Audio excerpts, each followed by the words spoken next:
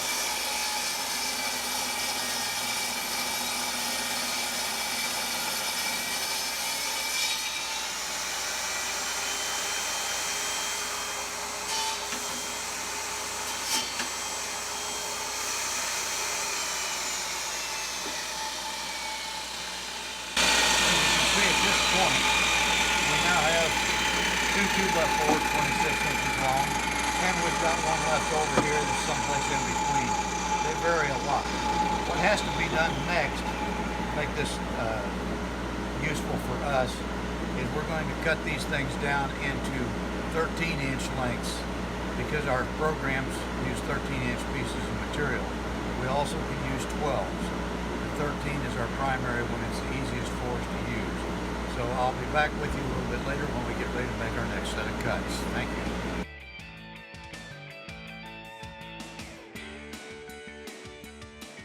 Okay, we're back again.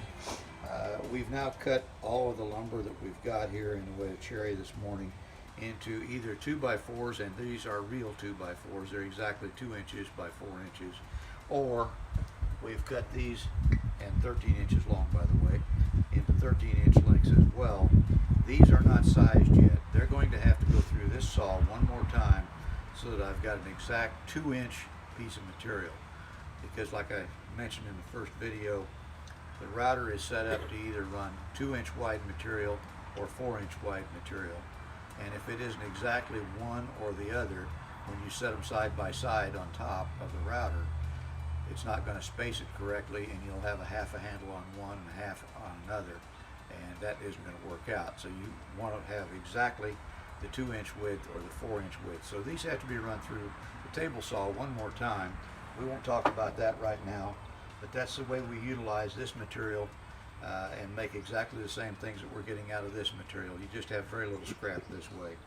Next, we're going to take one of these pieces in, and we're going to walk in here and see the next piece of equipment we are getting ready to use. This is a Grizzly 513 bandsaw, and we're using a very coarse blade on it right now. We've got the tall backer set up on it so that when we put a piece of 4-inch wood up against it, it lays solid against something all the way up. Always try to put it against it so that you got a flat side. Most of the time with rough cut lumber, you've got one side that's got a little bit of warp to it, so you eliminate most of that warp in one shot on it. This is set up right now to cut a 1/2 inch cut. We're going to take our materials down to a 1/2 inch thick. Then we're going to plane them later. I'll explain that in the next video, down to the size that we're going to need to put on the router. So I said the wood's a lot more critical than you think it is, because everything has to be within thousandths in terms of thickness to get the handle to look the way you want it to look coming off of the router.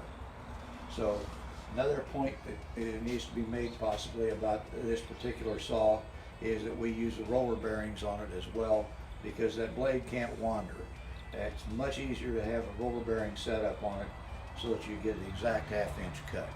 So now I'm going to demonstrate how we cut these and what we get out of this 4-inch piece of material. I'm going to turn on the vacuum, start the saw, and do one complete unit, and then we'll go.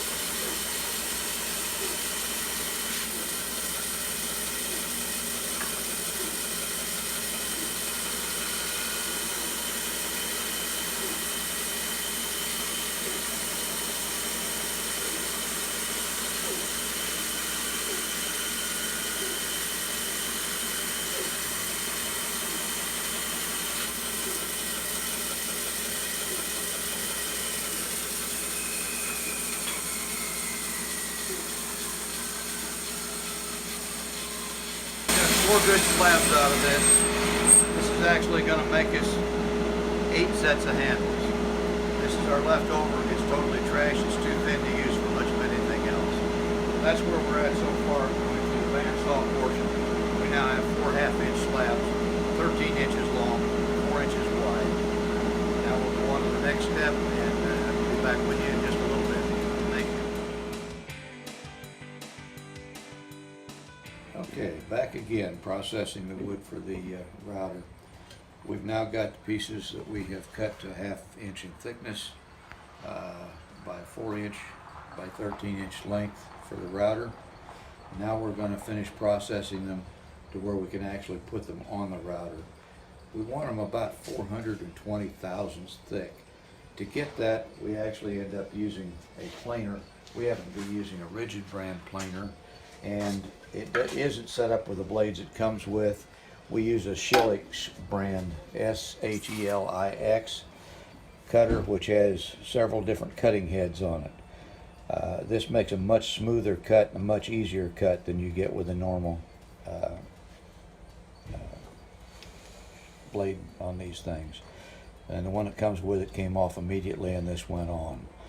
I'll go back and start the system for picking up the dust, and we'll show you how we do this.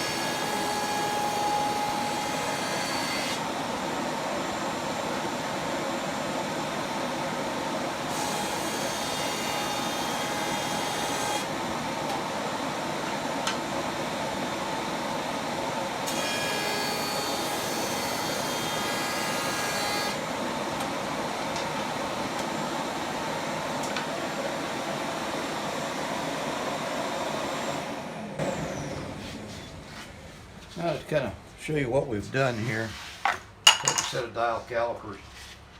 These happen to be digital, and we're running about 420 thousandths thick, and that's what we want for the machine. Check them both here and see. Yep, comes out fine. And also notice, if you listen closely to the machine when it was running, as I ran through the first pass, sometimes you actually weren't cutting part of the way across, so there's some warpage to the material. That's the reason we actually run 3 passes to get to the thickness we want. That way when you hear one side that isn't making a complete cut down to all the way across evenly, you can come back to that one time. Sometimes you actually run all 3 cuts on one side, but most of the time you'll pick the side that is the lightest and run 2 passes on it and 1 pass on the other side. So next I will go ahead and get a bunch of these ready, and I'll show you why this is also critical going on to the router in the next segment. Okay, back for the last time around on this thing. We've laid out 10 planks on here that we've cleaned up both sides of, got them ready.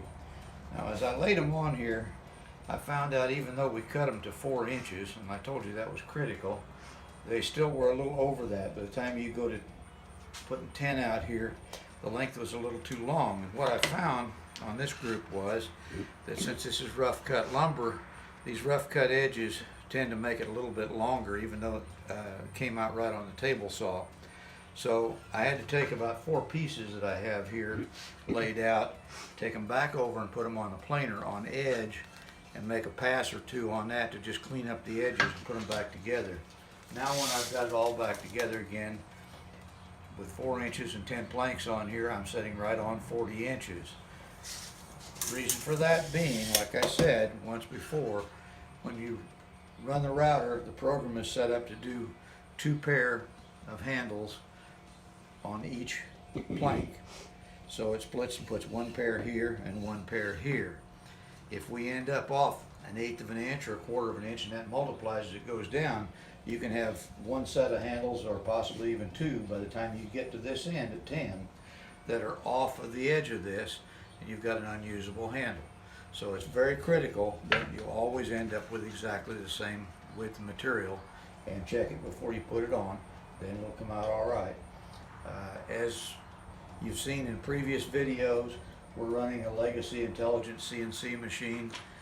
They do a very nice job. They're not difficult to program, and we've got programs set up for this one so that we can run each handle either with the 4-inch wide and get a single on each 4-inch, or 2-inch rather, and the 4-inch ones we get 2 pair on. So you can run it either way. When we set it up for the little narrow ones in 2s, that puts the clamps close enough together that we only run 5 at a time, 10 at the most. And we put them real, of course they're close together. You've got 10 clamps real close together.